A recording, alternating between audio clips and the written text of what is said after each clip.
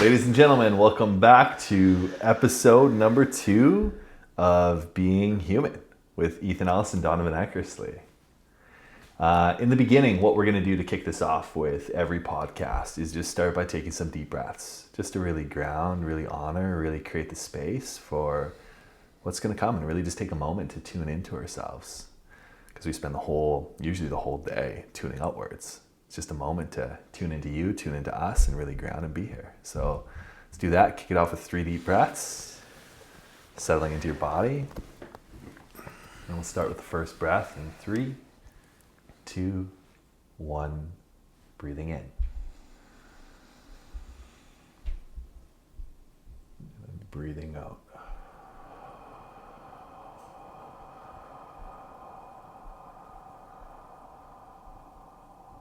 Just trying to make the exhales a little bit longer than the inhale as well. Breathing in.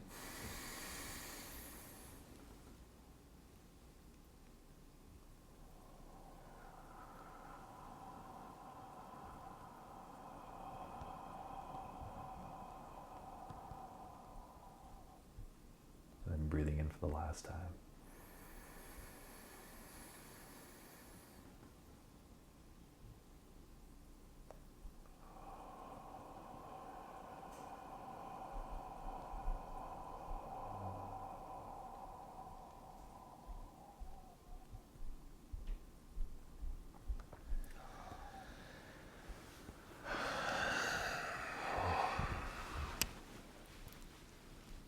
It's crazy how good breathing can just feel.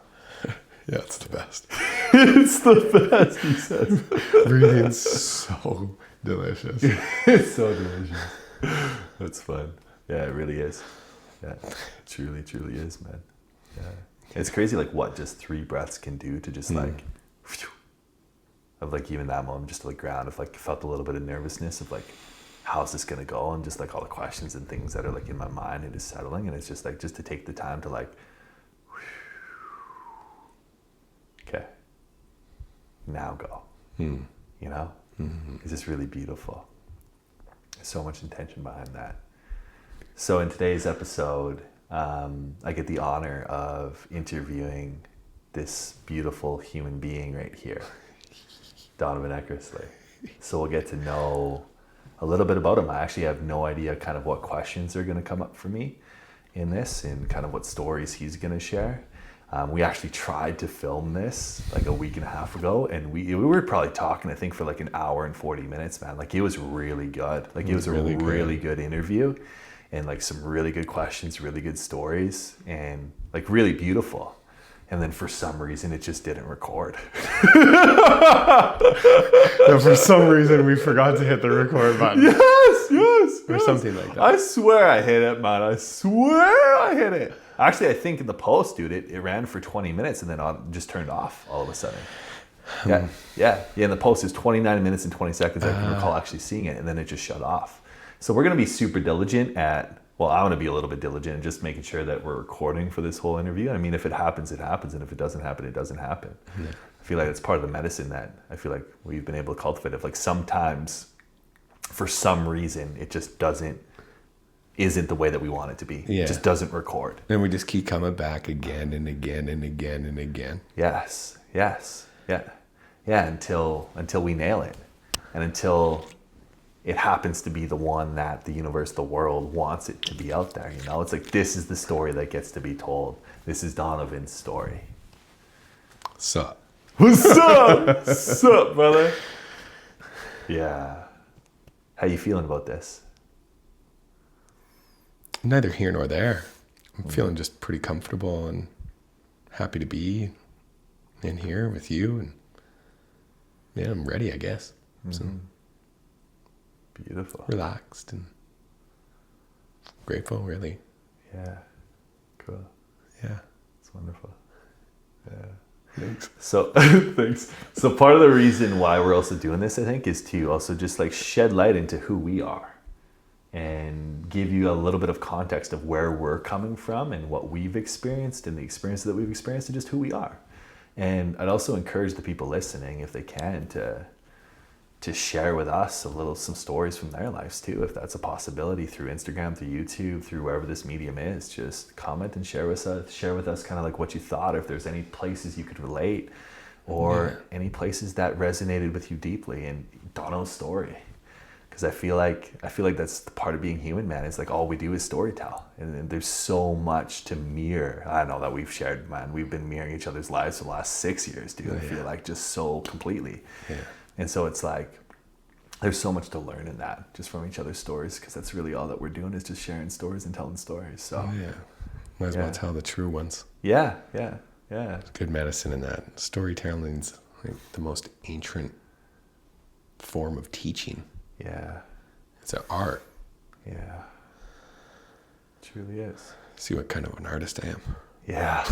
Let's go, dude. Paint the canvas. We'll begin with question number 1. Here we go. What is a single moment? Actually, sorry. No, we're backing up here. We're backing up. What's your middle name? Tell me your full name, brother. Donovan Miles Eckersley. Wonderful. Yeah. Do you know who named you? Where did Miles, are you named after somebody? Where did Miles come from? Miles, I don't know exactly, but if I had to guess, yeah, I have an uncle, my dad's older brother, and his name's Miles. Cool.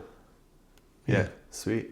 Donovan Miles Eckersley. And then I just actually want to send a shout out to Shagster and Zoe and Miles. Yeah. Their little boy. Ooh, yeah, because, cool.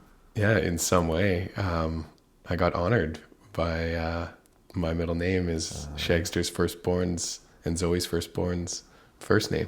Yeah. And I had a little bit to do with that, because Shagster and I have been homies since like we were in diapers, man. Yeah. I love that dude. That's so beautiful, man, to be honored. And like, how did that feel to be honored in that way? So good, man. Yeah. Like I cried. Yeah. Yeah. That's beautiful. Yeah. So cool. Where are you born? Yorkton, Saskatchewan. 306. 306 area code. Cool.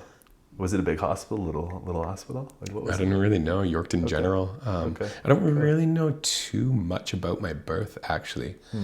My mom was 19. My dad was 19. Wow. I think it was a relatively easy birth. It was a hospital birth. Yeah. But I don't think there was much labor. Like, I don't think it was prolonged or anything like that. I think it was rather seamless, and gave mom a bit of a break, thankfully, because that's not what she got afterwards. Crazy. Did your parents, was that planned? Do you know if that was planned? If I was planned? Yeah, if you were planned, were you planned, or was that spontaneity? That's a really good way to put that, man. That was like, it couldn't be any more gentle than that. Yes. Thank you. Yeah, you're welcome. It was totally spontaneous. Was it? Yeah. Were your parents married at the time? Do you know much of that? Or were they just dating? Was it a one-off? Was it I'm just curious. No, they've been dating. They've been dating. They went to high school together. Cool. They've been dating for, I don't know exactly how long they've been dating, but for some time, like a few years. And then I was born 1985, July 19th, 1985. Wow. I didn't know that your parents were 19. I didn't know that. Yeah. Yeah. Wow. Crazy, man. Yeah. Pretty young. That is quite young. Yeah. What was that like growing up with younger parents? Do you remember that? Did they? We were always fairly active. Okay. Just playing and singing songs and having fun like that. Definitely. Outside, exploring nature. Actually, one of my fondest memories, this is one of my first memories ever. My first couple years before my mom and dad separated, we lived in Spy Hill, Saskatchewan. Yeah. It's like a town of 300 people or something like that. And my dad, I believe, had a Honda CR250 two-stroke dirt bike. Sure. And I remember sitting in front of him on the gas tank. I must have been 18 months old, and he's just catwalking down the street. No way! Yeah, man. Yeah, it was so good. What? Really? Yeah. Holy shiznit. Probably weren't wearing helmets or nothing, Yeah, dude. but it didn't matter. Yeah. Yeah, just badass, man. But yeah, that's one of my first memories. And I don't know if I ever told my dad that. So That's cool. if he's tuning in, and like, I really appreciated that. Yeah. That'd be sweet, man, to experience that. It's like when you're that, I feel like that young. Yeah. Crazy. It definitely had an influence on, I like motorsports. I like speed. Yeah. I got an appreciation for those things. You had a motorbike for quite some time too. Like I think like what? I mean, I rode bike my whole life, rode Okay. sled my whole life. Yeah. I enjoy those things. Yeah, I feel like growing up around that stuff and like having parents that are into that, I feel like just naturally kind of like climatizes you towards that in a way. Like you just naturally just more inclined because you're around that. Yeah. You're exposed to that. And that's a beautiful thing to be exposed to. Yeah, it is. Cool. Yeah. And how old were you when your parents separated? Like how old was that? 2 years old? ish, something like that. Crazy. Do you remember much of that time? Like what that was like for you? Or is that like pretty faint? Yeah, it's fairly faint. I remember being like 2.5 or 3 and an incident occurred. At that time, my mom had met who was going to be my stepdad. Okay. And so something happened, and I just remember being really confused and sad and just didn't know what was going on. Didn't know why. I could sense the pain in the situation. Yeah. So it was hard, man. Yeah. Yeah, it was hard, but we made it through. Yeah. Yeah. Yeah, I feel like that would have been hard for like a 2 to 3 year old, like to have like, because like I mean Lincoln's come from like my son's come from like a split home too, you know, like, but I feel like just the confusion that can come with that of like being that young, of like your mom and your dad are together and then to have them split and then to have like other people being introduced but yet not like really being communicated, but probably being communicated to also at the same time, maybe not, but like not understanding what that means though. Like Exactly. like you're so new to the world, you're so new to words, you're so new to everything and energies, and everything is just so subtle that I feel like that would be a little bit confusing at that time, and probably a little bit like stressing in some ways to like, okay, it's like you're getting used to a new environment with new people, and like, how do you be in that way? Yeah. Wow. Crazy. What was we're going backwards. We're going to go backwards on the timeline today. This time, last time we ended up interviewing, we went the opposite. We started in the now and then we ended up going back in time, but this time we're starting in the back. I like that. But it doesn't matter, man. Yeah, for sure. Yeah. I'm curious of like how was like your childhood?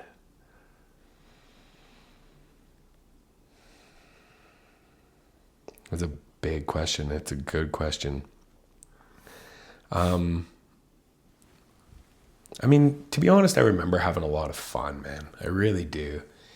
Like small town Saskatchewan. I remember one year it snowed and it was just so cold that I could skate like just down the street. Like I remember being 4 years old and tying up my hockey skates, or 3 years old and just skating down the street, and not a care in the world.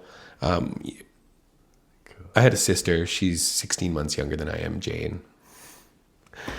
Shout out to I love Jane. you, Jane. I love you so much. You're my best friend. So yeah, when we were young, my sister and I were really close, obviously, and so I just remember goofing around with her a lot.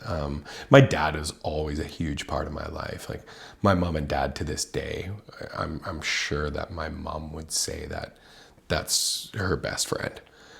So even though that they separated at a young age, it was like they just knew that was supposed to happen. And so they were able to maintain a relationship, which I'm super grateful for today. It was, as mentioned earlier, a little bit confusing to me, being when I was young and not really understanding the whole dynamic of that, my father being in my life, my sister's life, and then what came to be my two younger brother's life. You know, my dad was always a big part of their life, which it's amazing, right? But yeah, man, I had a lot of fun. We moved out to a farm not long after that with my new stepdad, Steve, and Cool. and In York, were you still in? Or were you no, guys- I was born in Yorkton, but Okay. it was just outside of Esterhazy. Okay, cool. Okay. And then so my dad lived in a town, Spy Hill, 15 minutes away Cool. from like the farm. Yeah, cool. And so yeah, moving out to the farm was amazing, man. Jane and I got our first dirt bike when we were like 7, 8 years old, and just running around in the forest and building tree forts. I mean, I've been carrying a gun on my shoulder. Well, I haven't in a lot of years now, but like I remember being probably, I don't know, 9 or 10, and I just had a 12 gauge, and I would just walk through the forest and hunt birds, hunt bush partridge. Yeah, wow. One really cool story is Jane and I just exploring in the forest. There was this, we lived on like 6 acres, I think, like that. It wasn't a farm, it was just an acreage. Yeah. But there was this like willow patch that was probably like 50 square yards. Sweet.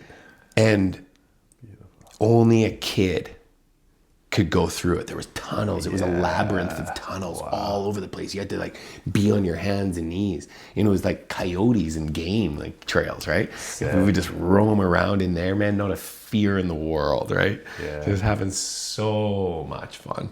Yeah. Yeah. From what I remember, yeah, my childhood was. I'm really surprised by my answer. Yeah. Or Are you? my response to this question. Yeah. Are you? Why are you surprised by that? Well, it's just, why am I surprised by it? Because I had these beliefs that my childhood wasn't good. Nice. Yeah. Yeah. Yeah. And don't get me wrong, like, again, like with the confusion and stuff, there's a lot of newness. Like my mom, you know, being 19 years old, having my sister 16 months later, and then separate from my dad, meet a new man, and then 8 months after that, or 8 years after that, my first stepbrother is born, Jake. And so my mom, like, she was busy, right? Like she had a lot. She was taking care of the home, man, like holding it down and still working. And Wow. so I guess the why I'm speaking about this is because the belief that I hung on to for so long, which really, now that I'm just sitting here with you, realizing that has caused a lot of pain in my life and in the relationship between my mother and I. Yeah. Just really hanging on to that, right? For sure. Yeah. Because it's both and. Yeah. Right? That's It good. was really fun. I remember having so much fun. Yeah. And then I also remember that I just really wanted my mom's attention, Yeah. you know, for my whole life. Yeah. Really. I just wanted her to love me, right? Did you know that that's what you were doing?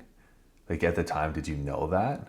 Or looking back, that's kind of like what you can kind of like pick out in a sense? Looking back, that's what I come to know, man. Like, Okay. you know, I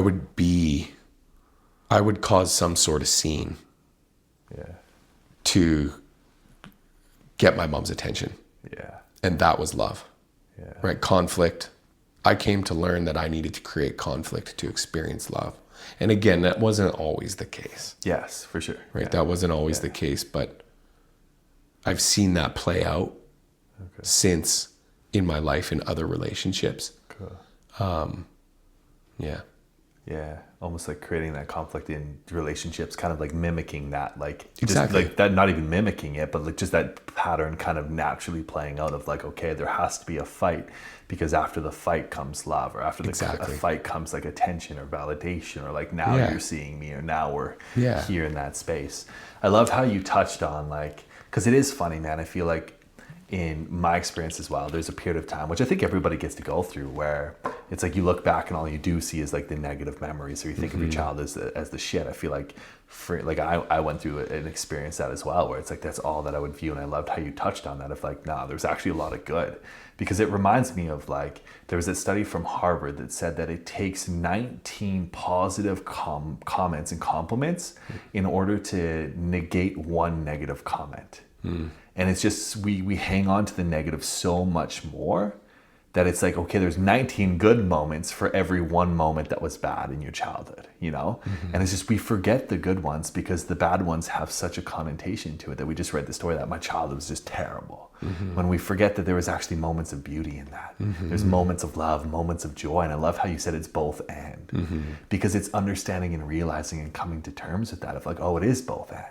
Yeah. Like in your childhood, you had really beautiful moments, you know, like ripping on the dirt bike with your dad. Yeah. You know, going and exploring those foxholes and that willow cavern with Jane. Yeah. Like in just and then like I'm sure there's so many other shenanigans that you got up to, and then like moments of joy with your mom, moments of joy with your dad, moments of joy with everybody. Yeah. And I feel like that was just such a beautiful way of speaking that, is like it's both and, you know, and recognizing that.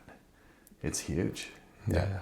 Beautiful and proud of you for being able to see that too, and not getting caught in that pattern. There is a question that I have of like, how did that, like seeing that negative, like how, like you said a little bit of like it held on with your mom, or like it kind of like has kind of detrimentally ruined, or not ruined, but like affected your relationship with your mom by holding on to that my childhood was bad. I was curious a little bit more about that, but we don't, like, do you want to get into that, or should we just keep going from where?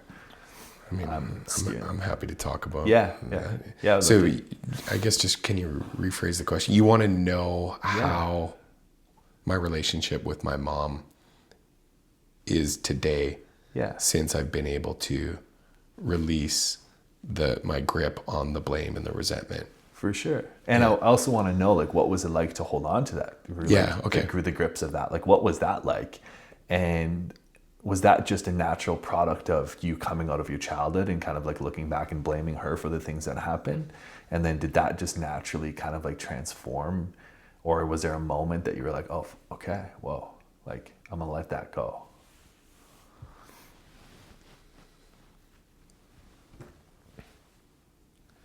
I can't pin down a particular moment when I decided to let that go. Yeah. I do know that it felt really good. And like I said, I was surprised to respond to the question you asked me just right here now. Yeah.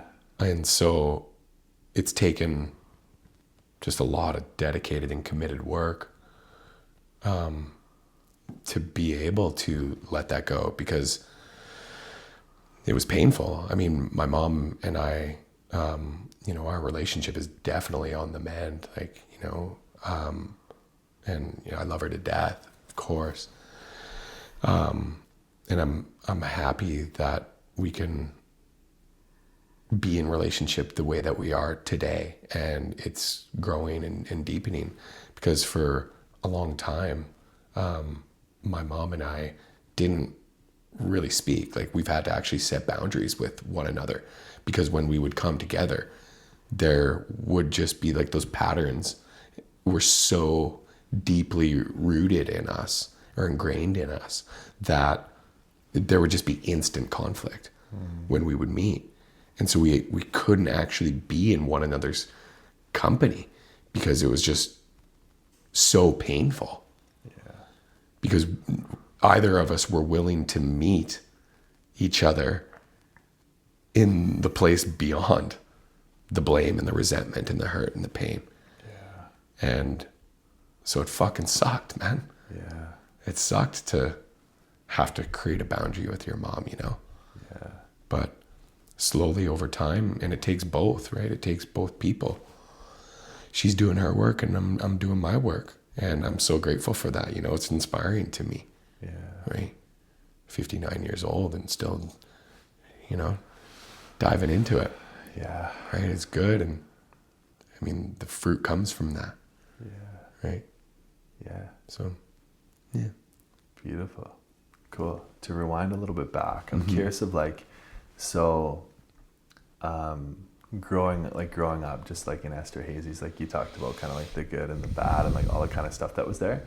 I'm curious of like what like your, because I know from an outside, like you had a pretty good friend group, and I'm curious of like how was that friend group? Did you always have a good group of friends? Like did you always feel like you belong like in there? Like did you always have, like, you've known Shag since he was in a little diaper, you know, you gave a shout out to him. Like, did you always have a pretty core group of people that you just connected with? Or, like, did you feel isolated? What was that like for you, experience kind of like with friends growing up? Yeah, man, I don't know, for whatever reason, I always had friends. You know, I was always kind of cool for some reason, you know, like, I don't know why exactly. It happened. Luck of the draw, right? Luck of the draw. So, yeah, I always had a really good core group of friends for the most part. Like I always, felt loved and supported by my friends. Sweet. Yeah, I have a follow-up question. I was just building the context. Okay, cool. All right. The question that comes is like, how would, like back then, like how would your friends have described you? Like how would they have described you? What would they say about like who Dono was at that point? Like not you like describing you, but like what would your friends say about you?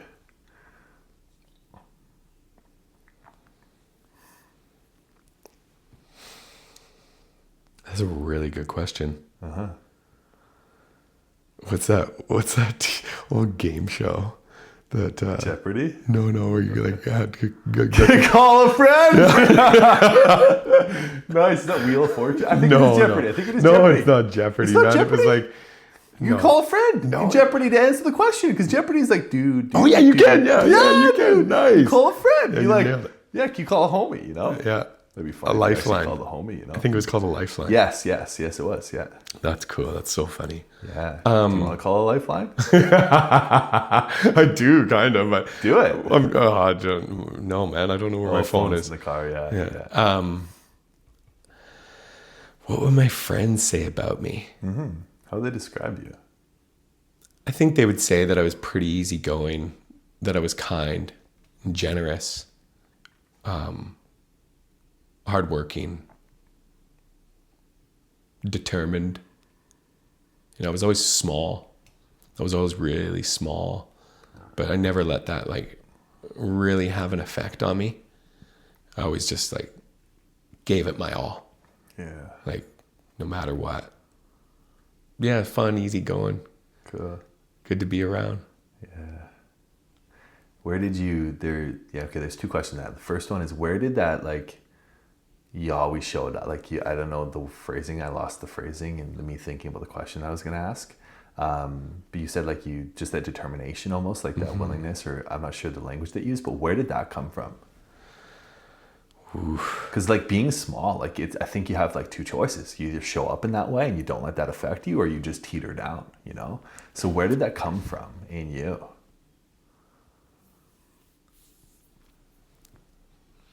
Man, the first example I can think of, and you know, we're around 13 years old right now in my story, or in this story, and I remember being shamed in hockey. I loved hockey. I loved all sports, man.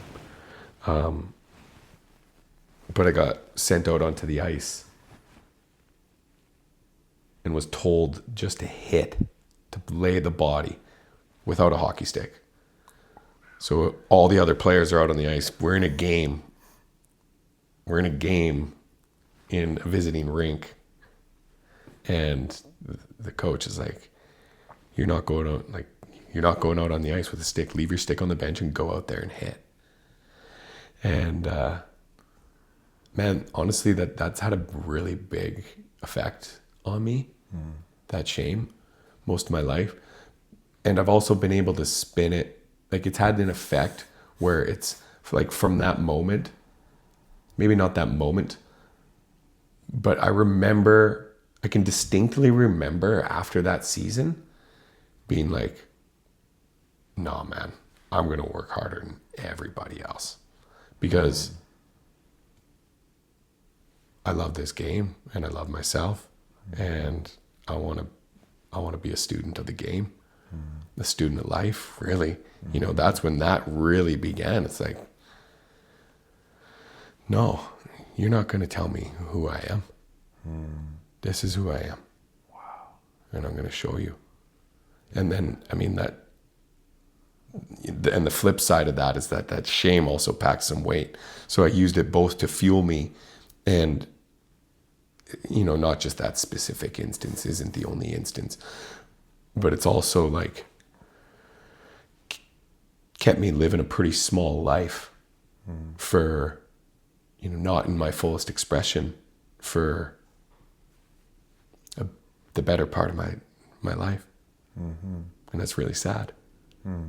So again, it's like that weird paradox, you know, or that strange paradox. It helped me to be who I am today, for sure. And it helped me in so many ways. You know, like I'm decently successful. Like I feel successful, actually. Yeah. Beautiful. Right. Like I'm happy and I got nothing to worry about, right? My life is incredibly abundant. Yeah. I got the best friends in the world. You know, I live in one of the most beautiful, safest places in the world. And so it's fueled me in that sense. So thank you. Yeah, it is wild at how, like, those experiences, especially like the early ones, how like they could be traumatic in the sense of like all it does, like I think trauma, like a big part of it is just like it shapes your world lens. It changes the way that you look at the world from that moment moving forward. It's like there's something that switched inside of you and it altered that. Then it alters that in a beautiful way and it alters it with a shadow attached to it too. Yeah. You know, it's like the shame is the fuel that leads you to be as successful as you are today, to be the man that you are today. And at the same time, it has detrimental aspects and qualities to it as well. Of like that shame is in there. And that shame, bro, like I'm curious of how that shame affected you from that moment forward. Like how did, and I know that's a big one. Yeah. You know, it's good though. Yeah. And it's good for everybody to hear. Well,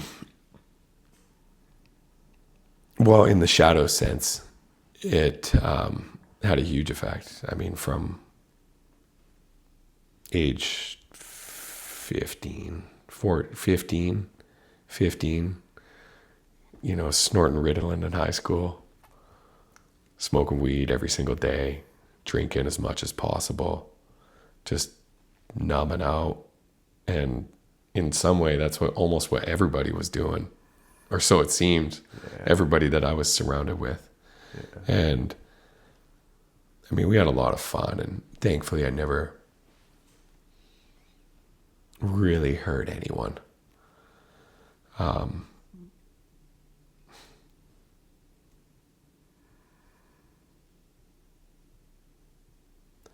But then it just spiraled. It just got worse and worse and worse and worse. You know, by age 18, I really don't remember from age 18 to 25, almost to 26, any days of sobriety. I was a complete garbage can, man. Like, it didn't matter what. Like, so I always wanted to be the best. Well, so then I wanted to be the best partier as well. Yeah. And so that's what I did. Yeah. Like, nobody could out-party me. Yeah, yeah. I mean, I'm sure there's people for sure. Yeah. You know, I'm not other proud with the same thing, you know. Just kidding. I'm not proud now, but I was in some way proud there. For sure. Then, sorry. Yeah. And just receiving all that external validation, you know. It was hard, man. Those were hard years. Really hard years. What was hard about them? Like, when you say hard, just what do you mean by that word?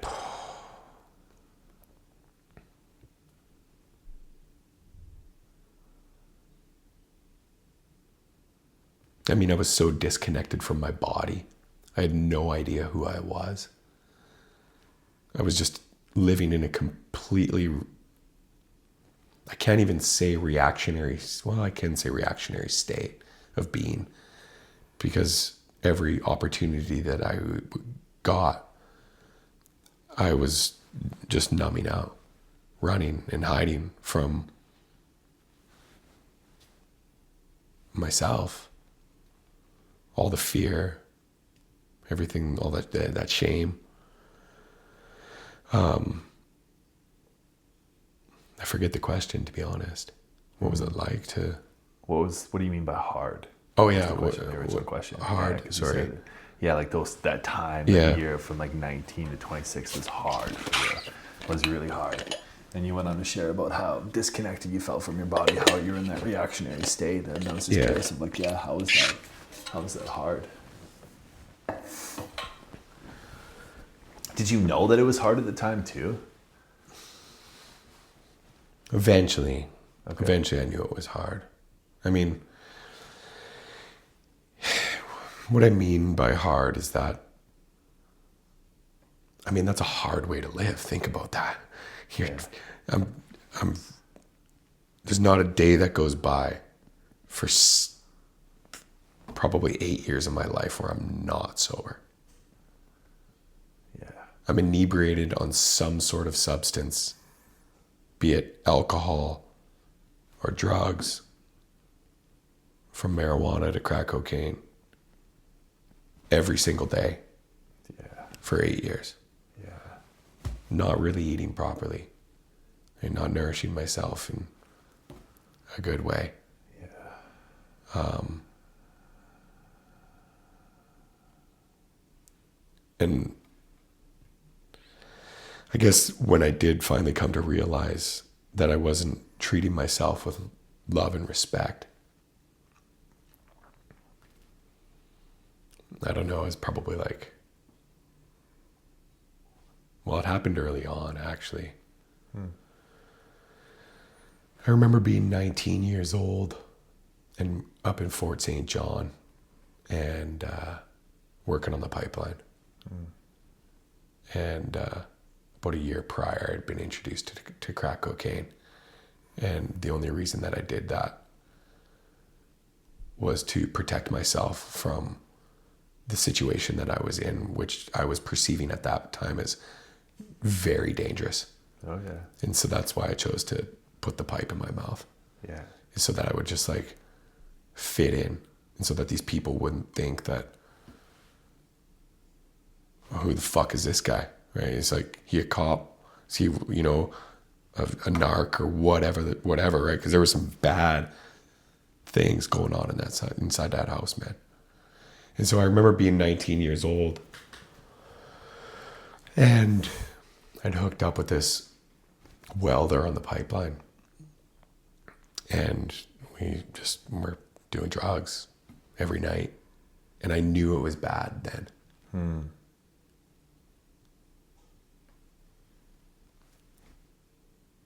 But there was just, at that point, I didn't know that I had the power to do anything to change that. Really, I didn't have the power to truly admit what was going on in my life and be honest with myself.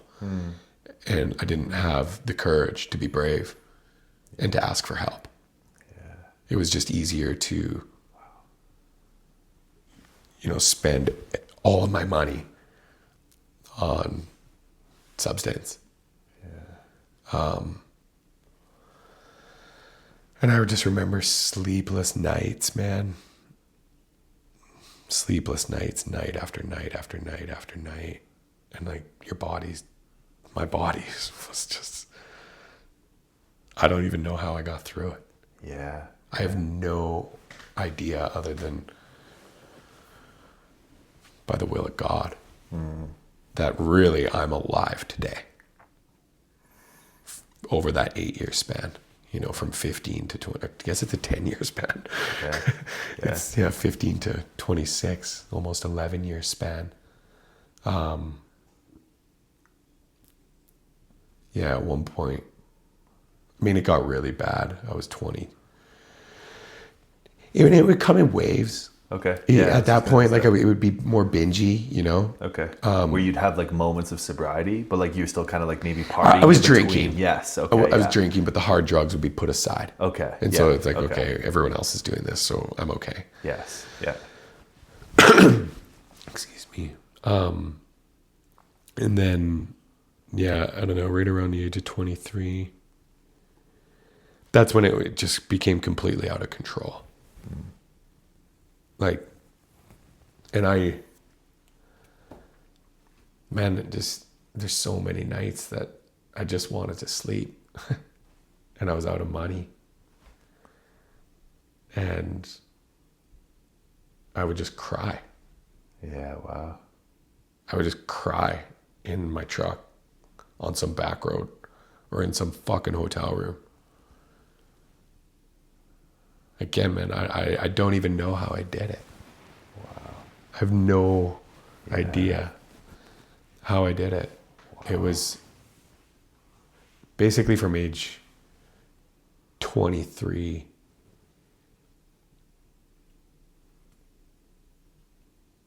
to 26.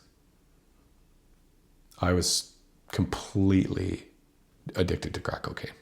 Yeah. For 3 years. I can't really, over those 3 years, there was definitely more days that I spent high as fuck than there was any sobriety. That's for sure. Yeah. I mean, I don't even know how I kept a job. I kept a job through the whole time. It never got to the point where I was on the streets. Yeah. But it was close, man. It was close. I mean, I actually told you this story, but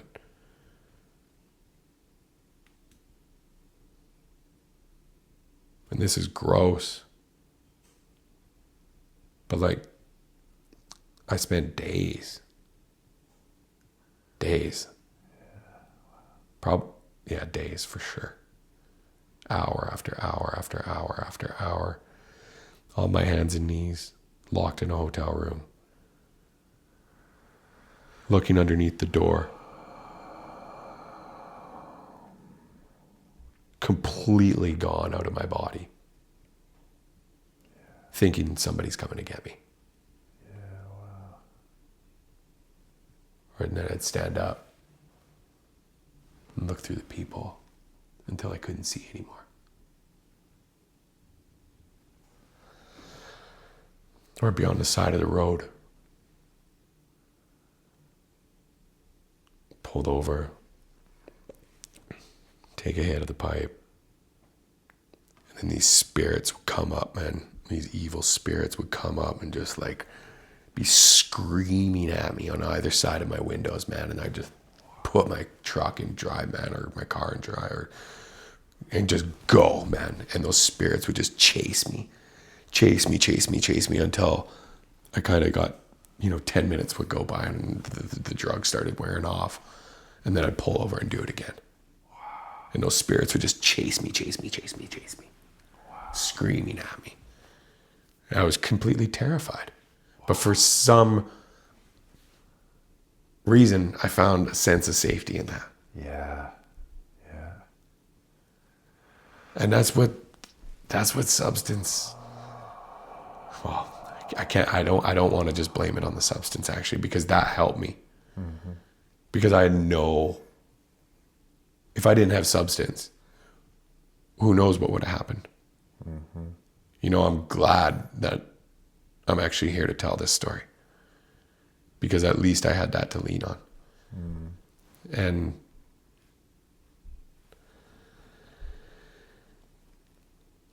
there's no way I would have made it on the street, man. I was too vulnerable.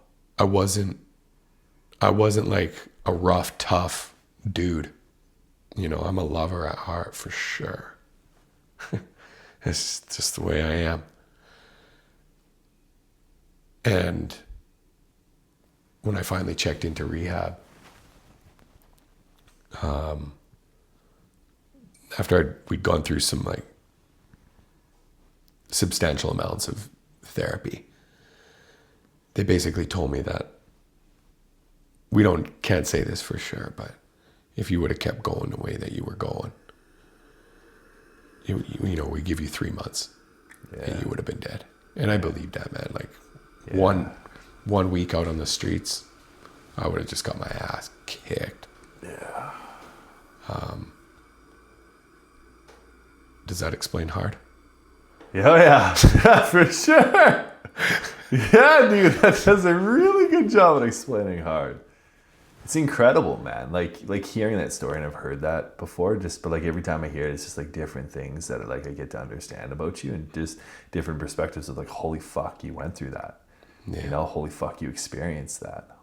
Like you lived that experience, man, and here you are today to tell that story, which is just like, I find so incredibly beautiful, and my God, like so incredibly wild at the same time. And I was curious if like, was it just like enough is enough and like I'm out? Did you try rehab before, or was that like the first time you went into rehab was like the first time that you hit it? No, first go, man. First go. First baby. go. Let's go, baby. Man, I was on the brink of losing everything. Yeah. Like my family was fading out. Not that we were really close, but like I love my family, Yeah. My friends. Wow. My friends were on the way out. I was on the way, like I was going to lose everything. I was going to die. I knew that I was going to die. Yeah. If I didn't make that phone call to my sister, I knew I was going to die. Wow. And so, wow.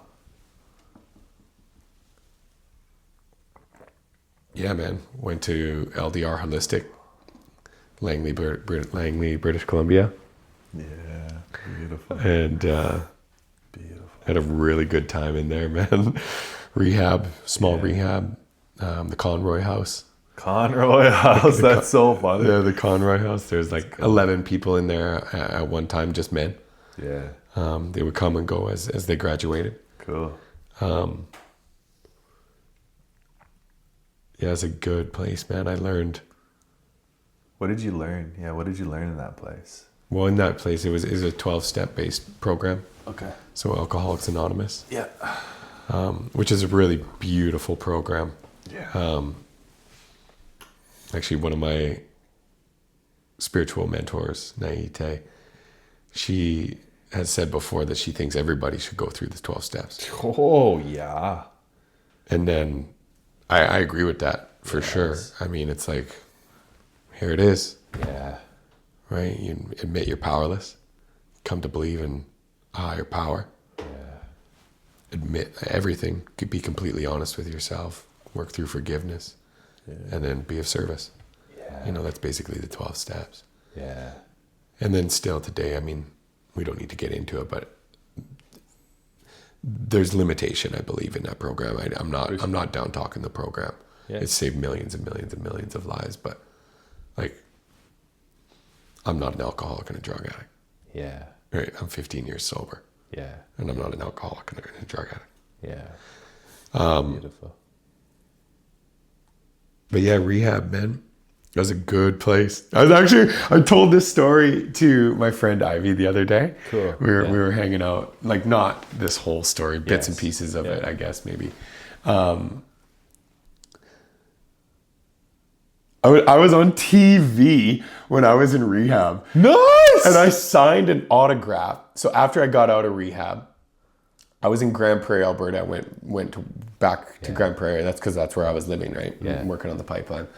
And I went for an oil change at Mike's Lube and Clean behind Domino's Pizza, man, across the street from what used to be Mad Hatter's. Yeah. And I pull in there to get an oil change, and there's this woman who's working there, and she's like gonna do the service on my truck. And I don't know, 20 minutes later, this man comes up. He's like, "Hey, the girl, she's too afraid to ask you this, but can you sign this autograph?" And he hands me a piece of paper and a pen. And so when I was in rehab, there was a man who since passed from drug overdose. Andrew Rittenhouse was his name. He was a good buddy of mine in rehab. Me, him, and Bobby used to hang out all the time, man. Cool. Yeah, and he was sponsored by Intervention Canada. Okay. And so Intervention Canada came to the Conroy house, and I was filmed in there while he was being filmed, and we were like walking through the forest, and she was watching that show and see me on TV and was like, thought I was famous. So I was like, oh yeah, I'll sign an autograph for sure any day. Yeah, so sobriety's a funny thing, you know? Yeah, dude. Yeah, you want to go famous. Man. Yeah, I guess. Yeah. But yeah. It's beautiful. Yeah. What was there? Was there a moment in like rehab that kind of like changed things? Like that, like, I'm sure there's many moments that kind of led to like a whoa, or like maybe an awakening, or maybe just an opening, or maybe like a realization. But what about rehab kind of shifted things for you?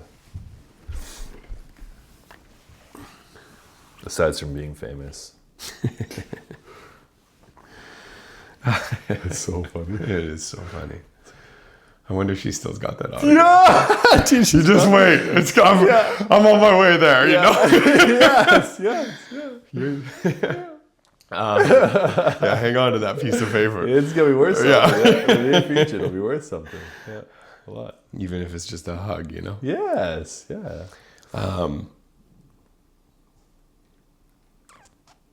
Well, I remember about 2 weeks in, I hadn't cracked yet. Like, I was just like, oh yeah, like, sweet. You know, or just, I get to live in this house with a bunch of dudes and play sports and, you know, doing this work and throw the football around, smoke cigarettes and eat food, much food as I want. Sweet. And then there was this process called the Oral One, and it's basically you do a lifeline, positive and negative, your whole life. And it was somebody else's, and I was just witnessing that. And something in his story, I don't remember the man's name, and it doesn't matter, just I could relate to. And I broke. And that was when I was like, oh, okay. Like, it's now. It's now. Wow. Like, I'm here, and we got to do this. Wow. And man, I come out of that rehab with a binder, 3-inch binder of written work, like stacked like that, man. Yeah. Like 400 pages. Yeah. I actually burnt it. I offered it to the fire before I left at some point. Beautiful. That's actually not true. I burnt my step 4, which is personal inventory. Okay. I offered that to the fire. I don't know. The only other moment that I would really speak of is when Dave Boone. Was it Boone? Yeah, it was Boone, man. Dave Boone. Such a funny last name, man. Boone, dude. Yeah. Like, I feel like it's just like an Australian crocodile hunter, you know? Like, that's what comes up for me. It's like Boone, you know? I get that. Yeah. I get it. He's such a cool dude, man. He drove this little gray BMW around, man. It was like, I don't know, it was like late 80s BMW 3 Series. It was such a cool car. I just loved that car, and he just rat bagged it, man. Yeah. I'd be cruising, driving the druggy buggy. That's what we called our van. Nice. I'd be cruising us into town because we lived on an acreage. Yeah. And then we go to town during the week all day to go to like school, right? Yeah. With the counselors. Cool. But it was him who, at like 28 days sober, 29 days sober in rehab, we were sitting outside just sharing stories, man, shooting the shit and smoking cigarettes and just having whatever, just talking, hanging out, connecting. And he wasn't quite 2 years sober, but he reached in his pocket. He's like, I got something for you, Dono. I was like, oh yeah, what's that? And he's just like, put out your hand. And so I put out my hand, and he dropped this heavy coin into my hand, and I opened it up, and I realized it was his 1-year sobriety token. And I actually knew what it was before I even opened my hand, now that I'm like telling the story. Because we used to get, like, we got a 24-day chip, but that was plastic. Yeah. And then we got like a 10-day chip. Cool. And that was plastic. Yeah. Or something like that. And then this one, he put in there, and it turns out it was his 1-year sobriety. Wow. Token that somebody had gifted to him. And I, like I said, I was 28 days sober, 29 days sober. And he just looked at me. He's like, you got it. No, go get it. Something like that, right? Beautiful. Yeah, and it was then that disguise, man. That was definitely my first spiritual awakening, because within minutes of that happening, the thunder just cracked so loud, man. Just boom!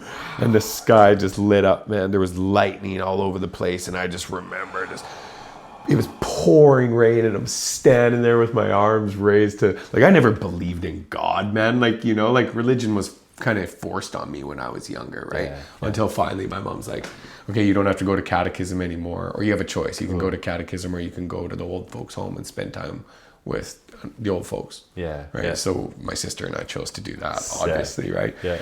Sweet. Yeah. But anyway, it was like, how could I deny a higher power? Yeah. You know, like, I just received this 1 year token, 28 days sober, and this man's telling me, you know, like, that token to a lot of people that in the AA program, that's life. Yeah. That means everything. Yeah. Yeah. Yeah. Wow. Yeah. And- 1 year. Yeah. And I got that gifted to me at 28 days. Wow. And then the skies just open up. And I'm just running around in the backyard with my clothes off, just like screaming to God.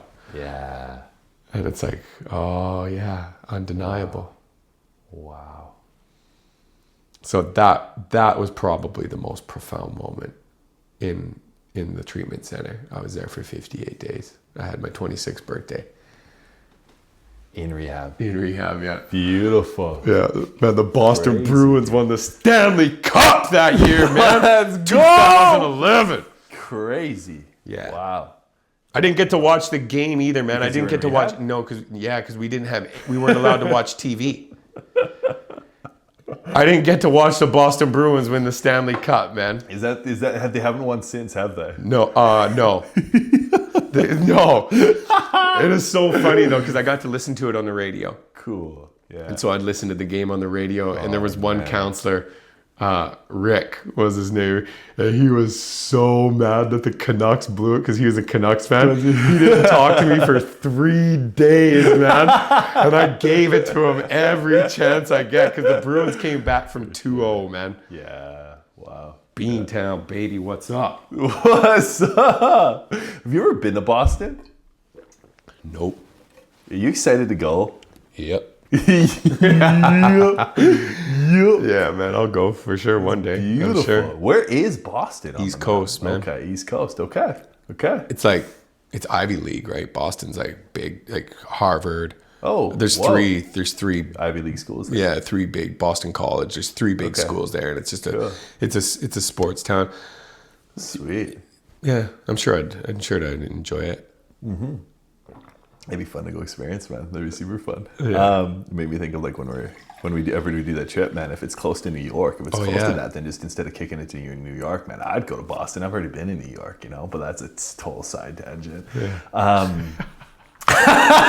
Just let's go. Coming out of rehab, what was that like for you? Like, what was it like to experience rehab, to kind of have those moments and like that kind of like spiritual awakening in that way? That was a loud thump. To have that spiritual awakening in that way, and then coming out and like entering back into life, what was that like for you?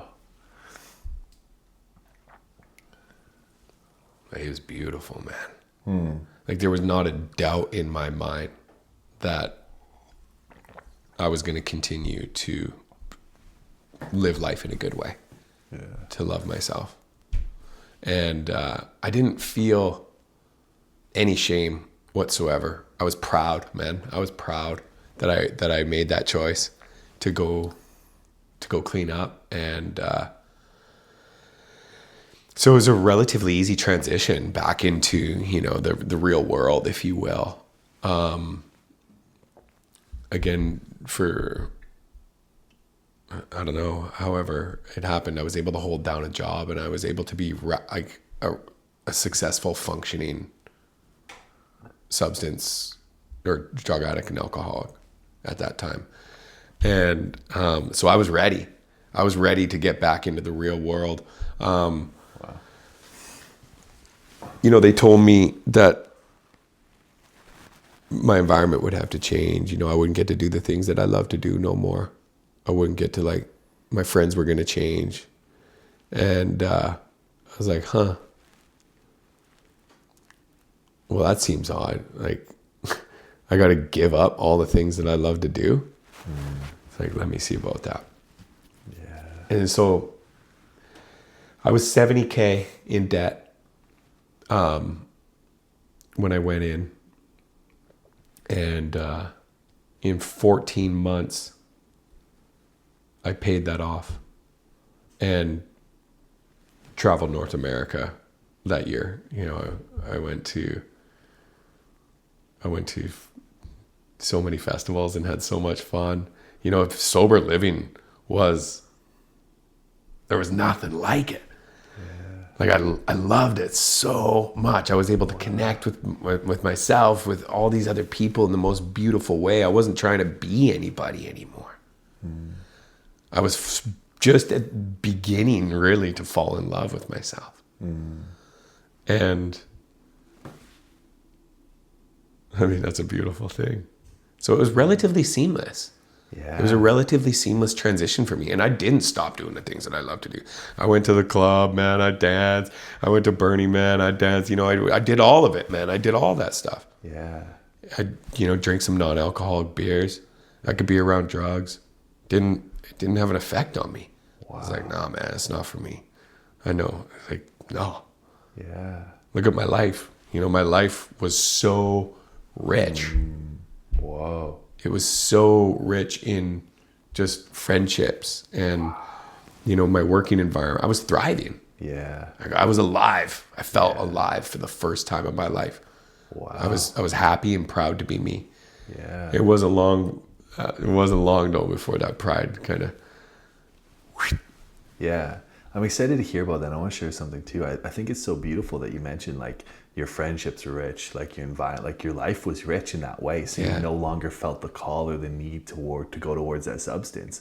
Like in me, it brought up this like research that was done. It's crazy how like this, just the science things are just popping into my mind right now.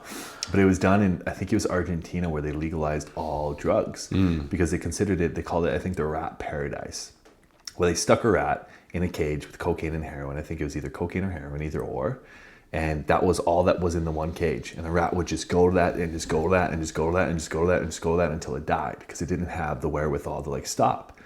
But you take another rat, you put it in a cage. It has unlimited females that it can interact with. It's got like a Ferris wheel that it can go spin in. It's got everything that it needs. It's got social. It's got the environment. It's got friends. It's got all of the stuff that it needs. It touched the heroin one time, or the cocaine one time, and never went back because it was rich. There was something about the life that then became rich for it to not necessarily need to go back. And I find that so beautiful how you shared that, of like, whoa, it's like your life was so rich that there wasn't a need for that anymore, because you were getting whatever that was, maybe through your life now. Yeah. And you were connected in that way to yourself, to who you are, to life itself. And I find that just so like just amazingly beautiful that you were able to do that, man. Because like also to like take a step back and be told like your whole life's gonna have to change, your friends are gonna have to change, you're not gonna do the things that you love, you can't go party, you can't go to these things. And yet here you are kind of like redefining that for yourself, being like, sorry, like I don't let's see what that's like. And I just admire your like ability to do that for yourself. To be like, no, this doesn't have to be that. And to create that for yourself, I think is so beautiful. Yeah, thank you very much. Wow. Thank you. Yeah. It's interesting now, like I'm just like, this is fast forwarding quite a bit, but it's like my friends have changed. Yeah. And my environment has changed now. Yeah. Yeah. And so it did. They were telling me the truth. Yes. Things are going to have to change if you want to continue to evolve. Yeah. Yes. Because all of that has since changed. Yeah. Yeah. Yeah. Yeah. Yeah, which I think is just the necessary, if you're on the path of growth, you're on the path of adventure. I feel like that just happens. Yeah. It's like a tree. It's like every year the tree sheds its old leaves to grow new leaves. And human beings are fundamentally a part of nature and go through that process as well, you know? I'm curious of like, so like after coming out of the pipeline, like or coming out of rehab, like you were pipelining at that time. Were you a pipeline superintendent before you went into rehab, or was that coming out of rehab that you were like, yeah, I'm going for that, which is pretty high up in like the industry. It's as high as you can go. It's as high as you can go in the pipeline. So like, did you come out of rehab like that's where you were, or is it like this is where you're headed, and then you just continue to crush that? Of like, what happened in the following years after that? So we're getting to the juicy part. Juicy parts. Which is like the current moments, you know? Yeah, exactly. More current. Yeah. The story I'm living now. Yes, yeah, which I just want to get for sure this part. This is like, let's get into it, you know? Yeah, well, I mean, try to be as lean as possible. No, I wasn't a pipeline superintendent at that time, but it was maybe a year and a half afterwards. So 27 years old, maybe is when I started like really supervising jobs and managing projects in that way. Yeah, man. And again, I just wanted to be the best, you know, so I did whatever I needed to do to be the best. Like, I try and outwork me. You can't. Yeah. Like, you just won't. In terms of like physical labor, for sure. Like, you just can't. And I would show up early to work, not getting paid, because I wanted that guy's job. Mm-hmm. And I told that guy, Brad Pritchard, what's up? Yeah. I told that guy, I want your job. Yeah. All right, come and get it. Yeah. And that's what I did. Beautiful. Wow. Yeah. Yeah. Like, I also admire, like, there's another thing that I want to admire, just like how you're able to hold down a job and all that kind of stuff, even through like your addiction or like the addiction that you experienced. And then also like to bring that determination as well, to just like, this is what I want and this is where I'm going, you know, like, I want your job and I'm going to get it. You know, I see you and I'm going to get it, you know, and then to be able to bring that work ethic, man, is just beautiful. Cause like, I guess like share a little bit of like, just for context of like what it's like to work in the pipeline, you know, like what's that like? I mean, the conditions are brutal. The terrain is, I mean, it's good work. You get to be outside, you know, it's good, honest work, but it's hard days, especially being in that position. They're long days. You got to be fully committed. If you want to step into that role and, you know, run multi-million-dollar projects and be in charge, be the one who's making the calls, leading the team of women and men, I don't know, probably from age 28 to, I don't know, there's a 5-year span there where I was working 250 to 300 days a year, 13, 14 hours a day, through like unimaginable conditions. Like you just can't imagine. Yeah. And, you know, I remember some nights that there was so much on my plate that I'd be sitting in an ATCO trailer and I would fall asleep. And I remember Donnie O'Brien, shout out to Donnie O'Brien, by the way, too, man. That guy, man, he's my brother, man. That guy loved me so hard and put up. Yeah. Thank you. He loved me and looked after me like a brother, man. Yeah. And he is my brother. So thank you, Donnie. Yeah, he would come into the office and I'm just passed out 11 o'clock at night doing some drawings. Because I kind of got shoved into the role to be a pipe fitter as well. Yeah. Because this one man who just believed in me, he was a consultant, Dale Smith. Cool. He's just like, you know, you're doing it all. You're going to do the pipeline and you're going to do the facility work. So learn how to be a pipe fitter. Cool. Wow. And so, I mean, I'm not the best at that stuff, but I got pretty good at, you know, the basics for sure. Yeah. But yeah, it's just hard, man. You need to be committed. I needed to be committed. Yeah. And it was a slog, completely exhausting. Yeah. You know, by the end of it, I just couldn't do it anymore. There was nothing, there was very little, there was 10% of it that was actually nourishing to my spirit and soul. And 90% of it was just like, no, like I'm being told to leave, like get out of this industry. You need to leave now. Yeah. When did that start to happen? How long were you in the pipeline coming out of rehab, just to give a timeline? Like, just to give context in that way. Like how long were you in that before that started to happen? And then what did you listen to that call? Like what happened after that? Yeah, it took me it took me a while because I was pretty attached to the material world, and you know, I was making really good money, but in a way living paycheck to paycheck to paycheck. You know, making $35,000 a month. Yeah. And still living a paycheck to paycheck. You know, having a lot of fun for sure. Yeah. But it got to the point where I was like, oh wow, I need to actually like get my shit together. Like, because this is not what I want to be doing. It was actually around the time that not long after I'd met Annie. Okay. You know, just fell in love and wanted to, like, knew what I wanted, and I wanted to build a life. I wanted to build a life, and I wanted to be at home. I didn't want to have long distance relationships anymore.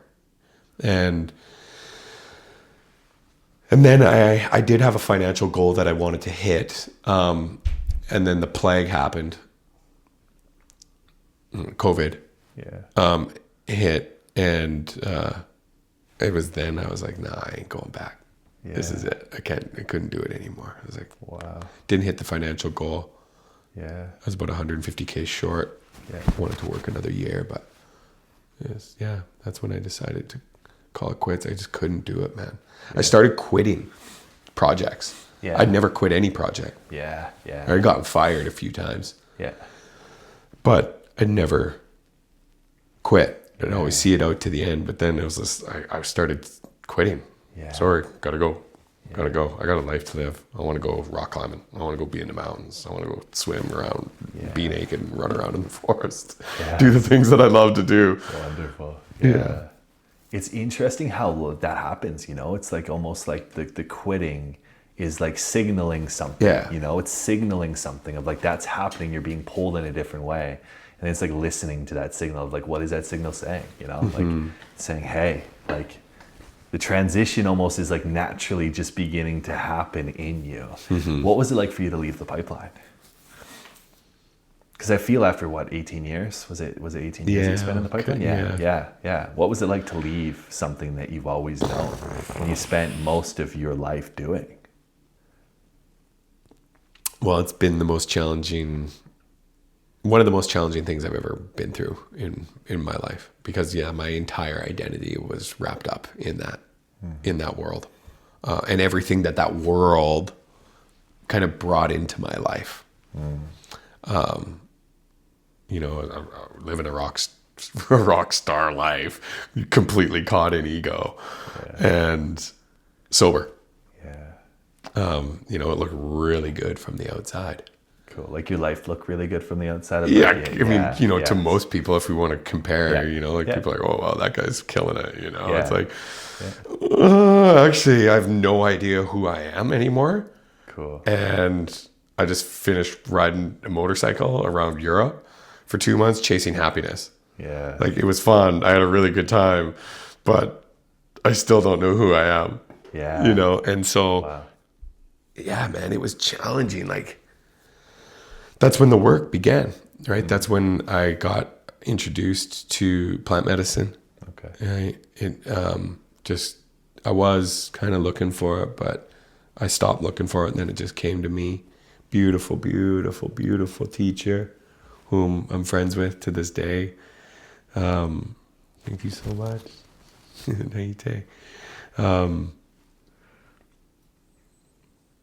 She really is incredible. Like, shout out to Naite as well. Like, such an incredible and beautiful woman, man. I don't think I've met a woman as, like, everyone's beautiful in their own way. And Naite just carries so much medicine and wisdom in her being, and just so full of love and so wise and so in tune, and just holds phenomenal space and just knows. It's like when you look into somebody's eyes and it's like, oh, they know. You know, they've lived life, they've experienced it, and they know something. And wow. Wow. Yeah, she's absolutely brilliant, man. And so that was like your first kind of introductory to plant medicine. Okay. And plant medicine is in which? Grandmother cactus, wachuman, mother ayahuasca. Mother ayahuasca. wonderful. And that weekend was beautiful. Like I said, it was. I'm curious on what happened for you in that moment. It was like I gotta go to the bathroom. Nice. And so I'm like kind of like fidgety. Cool. Do you have to go to the washroom? I do. Yeah, let's just cut it here. Okay. And we'll just pick up right after you go. Okay. Yeah. Oh yeah. Yeah. What was that like for you to kind of like step into ceremony space? And I'm curious too, actually, first, is like what called you? Like how did you know about plant medicine? Or was it just something that Sorry. Yeah. I cut you off there. Through Aubrey Marcus. Okay. I started following Aubrey Marcus. Actually, I was part of his mastermind group 2 years, his very first Fit for Service for 6 months, and then realized that I wasn't like ready. I wasn't committed. So I had dropped out. I just looked up to him. And that's how it kind of came about. But like I said, it didn't, like I went searching for it and to no avail. And then it just found me and invited me into that space. And I came out west and had an opportunity to sit in ceremony, and really reflecting back, that was definitely one of the most beautiful weekends of my life. Three days, sitting with the master plant teachers. And I've described it before as the first time that I ever really experienced experienced and understood what pure presence was, because that weekend felt like an entire lifetime. And I felt so loved and so held and just accepted for who I was in this world that I was just beginning to open up to. And yeah, I mean, there's not much more to say about it. Yeah. Was there moments that were like scary for you doing in the ceremony? Was there like moments of fear? Was it like moments of love? Was it kind of like a journey that you kind of went on? I'm just curious of kind of like what that was like for you, you know? Yeah, definitely. I mean, it was new to me, and like I felt a little, like, as much as I felt loved and accepted and held, and in which I was, for sure, like I felt safe, there was definitely a lot of fear. More so around not, I guess, like fitting in, not being welcomed into that space. Yeah. Like, oh wow, here's these people that are experienced with this, and they're so wise, like listening to them share their stories and counsel. And then it's like my turn, and like, oh, what am I gonna say? You know, like I didn't know what it meant to speak from the heart. I didn't know what it meant to be. Wow. But yeah, that weekend was impactful for sure. Yeah. How did that change? So like after experiencing that weekend, you know, it kind of sounds like it was almost like an opening for you. Mm-hmm. It's like a journey into the set of doors into what it's like to be present, and experiencing that for the first time. Like you're just opening the door and you're like, oh wow, this is it. How did that impact you, your life, and things coming out of that experience?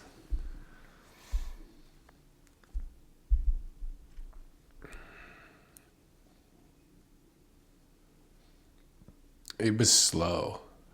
It was a slow process. I just began to question who I was and what I thought this world to be. And it slowly began to dissolve. So my ego, the I part of me, slowly began to just fade away. And that was scary, because it's like, who am I? Yeah. I have no idea who I am. Oh shit. Now what?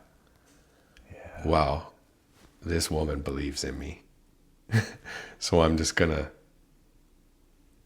hang around with her as much as I can, so that she can be this guiding light that I'm thankfully been able to see, or that I see. Wow. You know, there's something more to me than what I think. Yeah. And yeah. How was that path, like navigating that, like navigating, like, who am I, like, and then coming to, like, I don't know who I am, and like being with that and sitting with that and like sitting with like the dissolving of the world and dissolving of how you've come to see the world as, like, how was that and what was that like?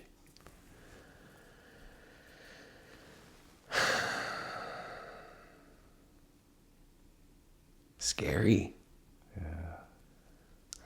It was so scary, man. I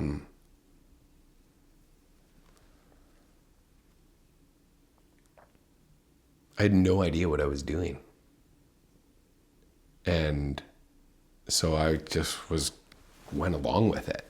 It was like, okay, now I get introduced to Native American tradition and rites of passage and ritual education.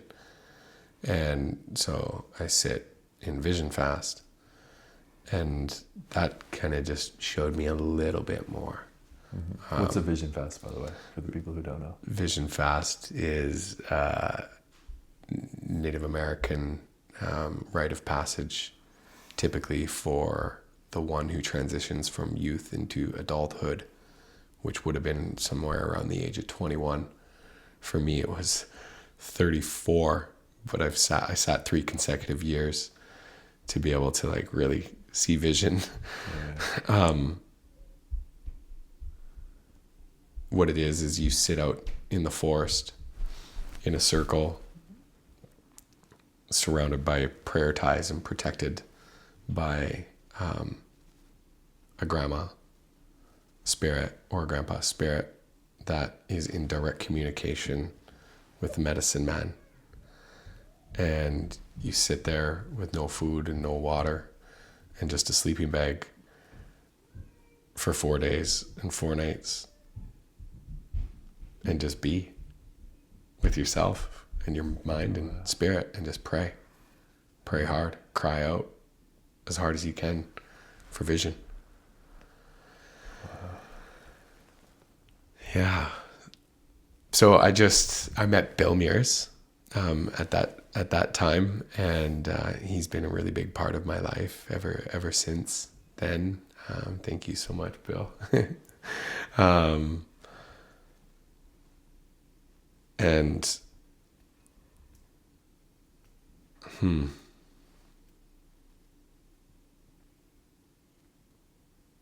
I mean, along with everything had to dissolve. Absolutely everything. And that, I mean, I'm still working on it. Right? There's still part of me that likes to hang on to things and just push it away. Like, I don't want to, Yeah. But so it's a process of softening, really, into the heart. I mean, I didn't know how to.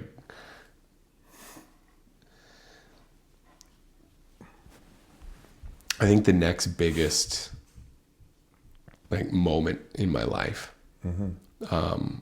was when Annie and I ended our relationship, or about a year later, something like that, 2 years later, when she had entered into a new partnership that I had the pleasure to meet grief. And I grieved my entire existence. Yeah. Because nobody had ever taught me how to grieve. Yeah. I had no idea what grief was. Yeah. And that triggered in me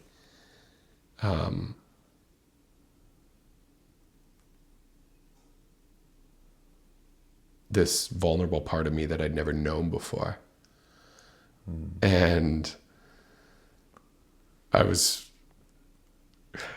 looking back, glad to meet, having grief in my, as a teacher. It's like, whoa, thank you so much. Because, I mean, I spent days, man, day after day after day. Like, I would just be doing something, man, and then all of a sudden I would just drop down to my knees and just wail. and just like cry out to God, you know, I spent hours and hours in the forest and wherever. It didn't matter where I was, but just like, who am I? What is happening? What is this? Like down on my hands and knees, praying and praying and praying and praying. And really just being taught on how to be attuned with life. You know, what I've come to learn is how to be alive in this world. Yeah, wow. Through all of those ceremonies, you know, 3 years of plant medicine and different forms of rites of passage. Working through the indigenous medicine wheel, becoming an initiated adult. What I've learned and am continuing to learn is how to live ceremoniously, because those spaces, being in that, held in that, you know, sacred basket or womb, whatever you want to call it, with all these other people who also are going through the exact same thing that you're going through. It just looks a little tiny bit different. It's just true and pure love and connection. And we're just all creating that together. And it's the most beautiful thing in the world. There's nothing more beautiful than true authenticity. It's like, oh yeah, I see you. You see me too. Awesome. Let's be friends. Let's be friends. Like, yeah, let's meet in the space of love together. Yeah. And so, yeah, learning how to live ceremoniously. Wow. Being totally alive, welcoming in, allowing life to just move through me. Not really just getting over myself and all my personal likes and dislikes and attachments and resentments and fears and all these things. It's like they're not even really mine. I make them mine if I want to. And then from that space, I just cause myself suffering. It's like, well, you get to choose. Wow. And so, I mean, like I said earlier, it's like through all of that, and it's work, but it's good work. That's the work of my life. The work of my life is continuing to love myself each and every single day as best as I can, and more each day. And yeah, I'm in love with life. That's not to say there's not still moments of, you know, hardship or dis-ease or uncomfortability, for sure. But I see it different now. It's not a burden, right? It's like this sacred guest. It's like, hey, Donovan, here's some resistance. What are you going to do? Oh, I'm going uphill. I'm just going to change the gear on my bike. Make it a little bit easier to pedal. And it's a beautiful way to live, to follow your heart, to listen. And through that, you know, one thing that in particular that I've been working on a lot lately, putting my focus on, is just continuing to do the things that I love to do. Because what I truly love to do and what brings me joy, and through that, and doing those things with like intention and being there fully with people when I'm hanging out with, you know, my new friends that I'm meeting, hanging out with you, you know, just out in nature by myself. It's like,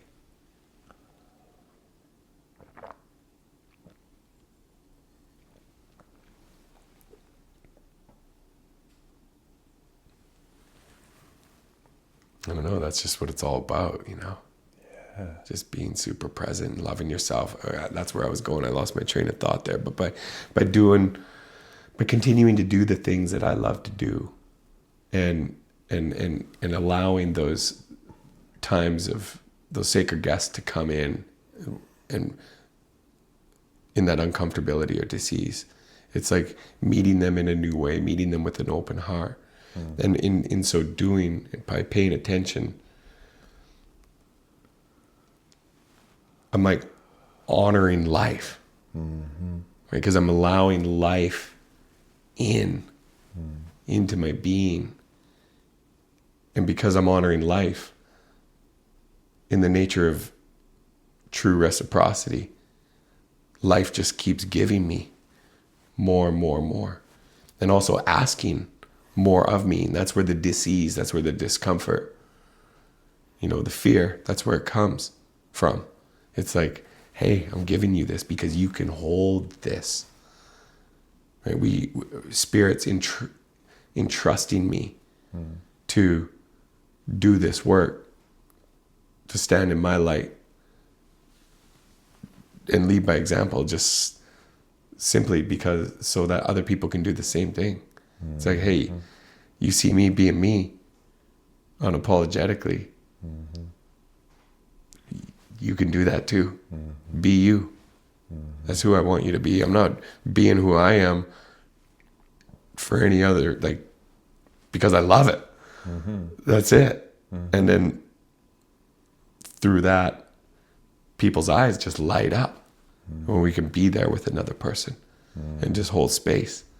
It's like, if I'm just being me, then he gets to be who he is. And it's like, from that is just pure love, pure connection, pure beauty. Like learning how to live in the prayer, man.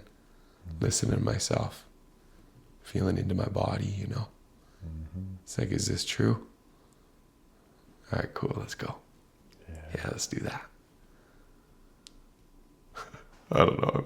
Beautiful. Yeah. Yeah, it's really beautiful, man. Of like, it's cool to hear, like I used to love the water as well. It's cool to hear the journey, man, of like, because I feel like that's like, to hear your process for me, it's just like, it's beautiful to see you kind of go from like entering into ceremony and that opening kind of happening, and then all of the things that kept you from seeing life as it was, like whatever you're holding on to when it comes to grief, relationships, people, like everything that was just to see it kind of stripped away. And like that sounded very hard. Like it was hard, you know, it's very hard. And at the same time, it's like through that door is like the greatest gift that you've been given, which is the ability to be present with people and to be present in yourself, to really just be here. And then to get to share that gift with everybody else, of like the gift of being you.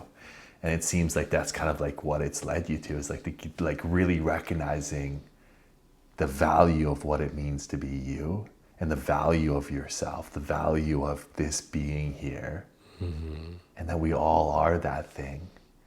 But to see that in yourself, and then to see that in others, to let them be that too. It's like what a gift that just comes full circle, you know? It's just crazy, man. It's crazy to hear like just like this story that you've shared, like even the story that you got to share today, and I've heard your story in different renditions as well. Because like every time I'm just like, holy shit, you know. There's so many more questions that come up for me of like, I want to know about this and I want to know about that, and like holy smokes, we could have like dove into like the subject of your relationships or love life, or just like so many different facets and things that we could have explored, and we will with due time, and we will for sure. I'm curious of like a couple questions just to kind of like wrap things up, because I feel like it's kind of it's time. coming to that time.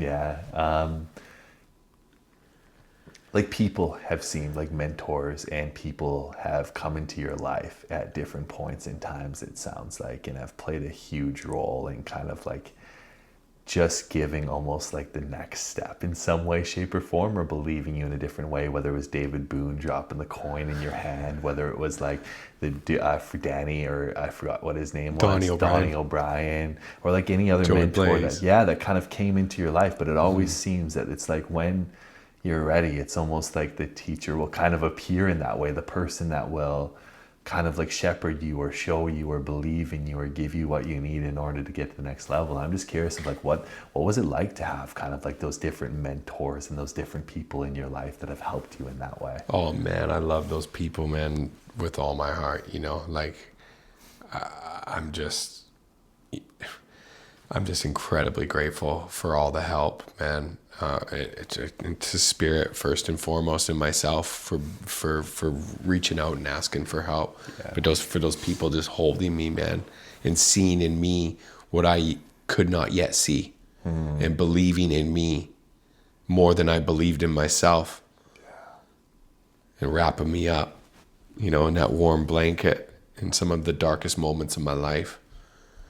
And yeah, like, wow. Thank you. Yeah. Like, yeah. Beautiful. Yeah, beautiful. And I'm curious, as like a final kind of question of looking back over the course of your life, like how do you feel in relation to your story and in relation to the kind of like the life that you live? Like if you were to kind of like sum it up in a sentence or a couple of words, like what would that sentence or what would that couple of words be for you?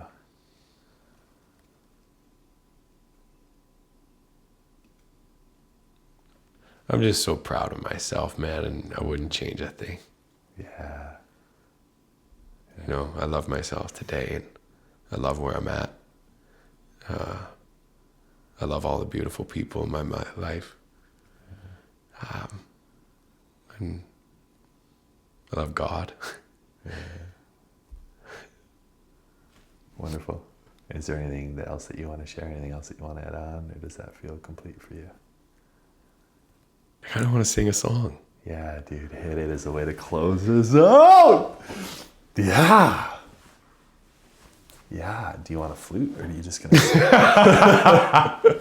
Or you just want to sing a song? No, I want to sing a song. Cool. And this is, yeah, I mean, this is a song I learned in ceremony. Well, I first heard in ceremony. It is a song I learned in ceremony because ceremony has taught me how to live ceremoniously.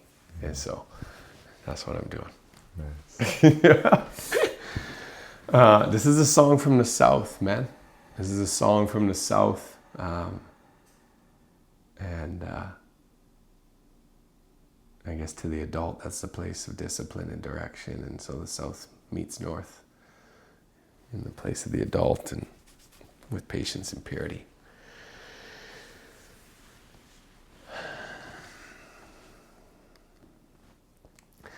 Spirits of the land and of the sea, spirits up above and underneath, spirits of the earth and of the sky, dragons of the land and of the sea, dragons up above and underneath, dragons of the earth and of the sky. The sky's beautiful, the rains fall on all, the mountains stand tall, and the winds will blow you home. The song calls you home. Hey, nay, hey, nay, hey, nay, ah, ho. Hey, nay, hey, nay, hey, nay, ah, ho. Hey, nay, hey, nay, hey, nay, ah, ho. Hey, nay, hey, nay, hey, nay, ah, ho. Animals of the land and of the sea, animals up above and underneath, animals of the earth and of the sky, ancestors of the land and of the sea, ancestors up above and underneath, ancestors of the earth and of the sky. The sky's beautiful, The rains fall on all. The mountains stand tall. And the winds will blow you home. This song calls you home. Hey, nay, hey, nay, hey, nay, ah, ho. Hey, nay, hey, nay, hey, nay, ah, ho. Hey, nay, hey, nay, hey, nay, ah, ho. Hey, nay, hey, nay, hey, nay, ah, ho. Beauty is what we are and what we do. Beautiful the plants of land and sea. Beautiful this life of you and I. Glory to the land, glory to the sea. Glory up above, glory underneath. Glory to the earth, glory to the sky. The sky is beautiful. The rains fall on all. The moon is magical. The sun is beautiful. The mountains stand tall. And the winds will blow you home. This song calls you home. Hey, nay, hey, nay, hey, nay, ah, ho. Hey, nay, hey, nay, hey, nay, ah, ho. Hey, nay, hey, nay, hey, nay, ah, ho.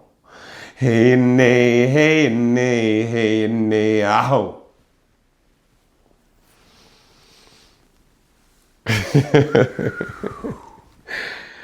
Oh. Oh. Oh. I love you so much, E. I love you too, man.